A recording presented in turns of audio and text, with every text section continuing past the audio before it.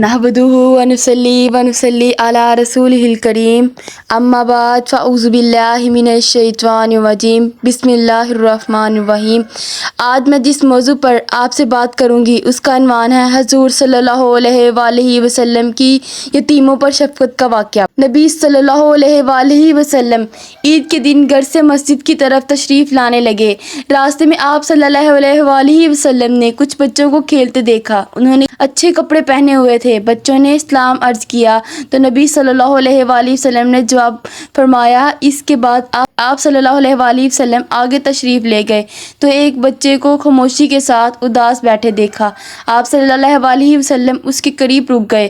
آپ صلی اللہ علیہ وآلہ وسلم نے اس بچے سے پوچھا کہ تمہیں کیا ہوا ہے اور تم اداس اور پریشان نظر آ رہے ہو؟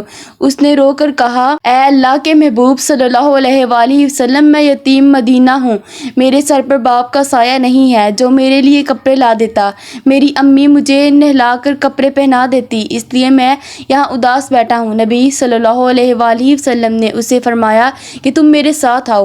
آپ صلی اللہ علیہ وآلہ وسلم اسے لے کر واپس اپنے گھر تشریف لائے اور سیدہ عائشہ صدیقہ سے فرمایا حمیرہ۔ انہوں نے عرض کیا، لبیک یا رسول اللہ، اے اللہ کے رسول صلی اللہ علیہ وآلہ وسلم، میں حاضر ہوں۔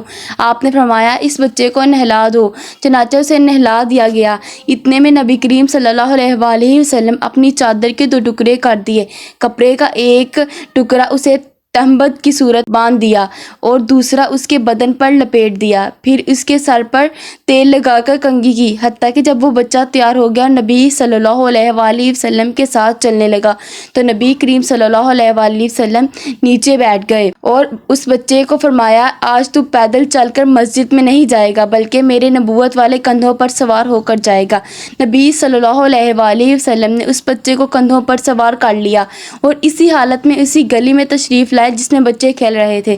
جب بچوں نے یہ معاملہ دیکھا تو رو کر کہنے لگے، کاش ہم بھی یتیم ہوتے اور آج ہمیں بھی نبی صلی اللہ علیہ وآلہ وسلم کے نبوت والے کندھوں پر سوار ہونے کا شرف حاصل ہوتا۔ نبی صلی اللہ علیہ وآلہ وسلم جب مسجد میں تشریف لائے تو آپ صلی اللہ علیہ وآلہ وسلم ممبر پر بیٹھ گئے تو وہ بچہ نیچے بیٹھنے لگا۔ نبی صلی اللہ علیہ وآلہ وسلم اسے اشارہ کر کے فرمایا، تم آج زمین پر نہیں بیٹھو گے۔ چنانچہ آپ صلی اللہ علیہ وآلہ وسلم نے اس بچے کو اپنے ساتھ ممبر پر بٹھایا اور پھر اس کے سر پر ہاتھ رکھ کر اشارہ فرمایا، جو شخص یتیم کی کفالت کرے گا اور محبت و شفقت کی وجہ سے اس کے سر پر ہاتھ پھیرے گا اور اس کے ہاتھ کے نیچے جتنے بال آئیں گے، اللہ اس کے نامہ اعمال میں اتنی نیکیاں لکھ دے گا۔